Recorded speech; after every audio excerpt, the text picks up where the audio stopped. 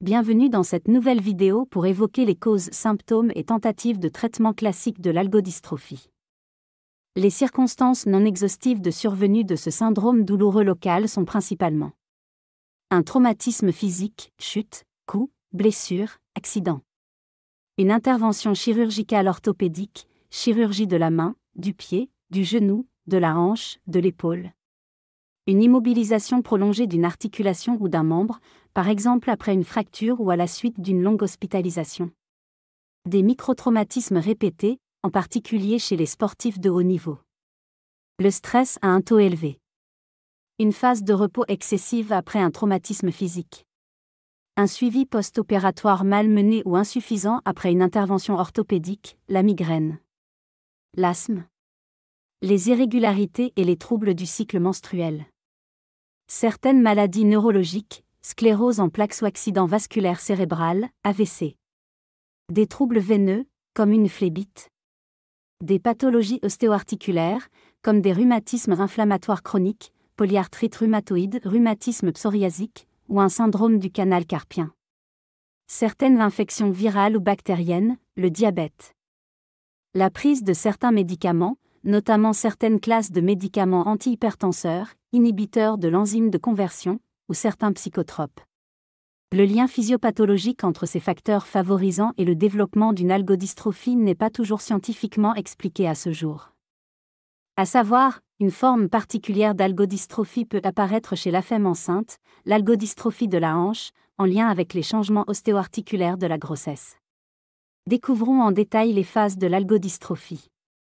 C'est en phase chaude que le médecin du sport devra évoquer devant une évolution inhabituelle post-traumatique cette pathologie très spécifique. Attention, des formes cliniques inhabituelles peuvent modifier la succession de ces phases. Phase chaude.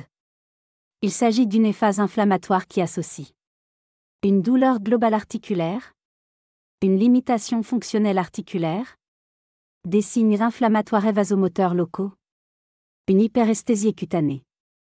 Le début de cette perturbation de type circulatoire vasomoteur peut être immédiate post-opératoire ou survenir en phase de consolidation dans le cadre d'une prise en charge par rééducation fonctionnelle et kinésithérapie. Phase froide. On parlera moins des phases froides sous des phases séquelaires, découvertes tardives et qui associent souvent une impotence fonctionnelle étendue loco-régionale, avec une association de type syndrome post-traumatique anxiogène et l'addition de perturbations psychologiques. Phase de chronicité. Une algodystrophie sur 5 passe en phase invalidante et chronique avec de véritables handicaps et une désocialisation possible et parfois un désespoir face à la douleur. Symptômes classiques. La vasodilatation prolongée provoque le plus souvent une inflammation et un édème au niveau de l'articulation touchée. La peau devient alors rouge et chaude, la vascularisation cutanée se fait difficilement. La douleur est disproportionnée, elle est très vive, alors que le stimulus qui l'a engendré est très faible, on parle d'allodynie. Cette douleur peut être accompagnée de sensations de fourmillement et de brûlure. Les douleurs peuvent être chroniques ou irradiantes. Dans un second temps, l'articulation se raidit. Généralement, ces signes peuvent irradier au niveau du membre touché et restent latéralisés, ils ne touchent qu'un côté du corps. Les fanères peuvent également être touchés, ongles cassants.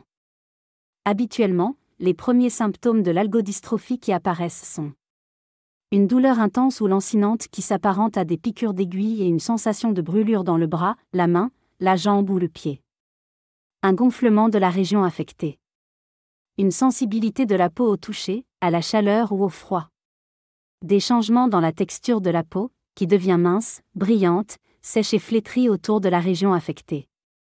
Des changements dans la température de la peau, plus froide ou plus chaude. Plus tard, d'autres symptômes font leur apparition. Une fois qu'ils sont apparus, ils sont souvent irréversibles. Des changements de couleur de la peau allant de blanc tacheté au rouge ou au bleu. Des ongles épais et cassants. Une augmentation de la sudation. Une augmentation suivie d'une diminution de la pilosité de la région affectée. Une raideur, un gonflement puis une détérioration des articulations. Des spasmes musculaires, une faiblesse, une atrophie et même parfois des contractures musculaires. Une perte de mobilité de la région affectée. Rendez-vous sur la prochaine vidéo.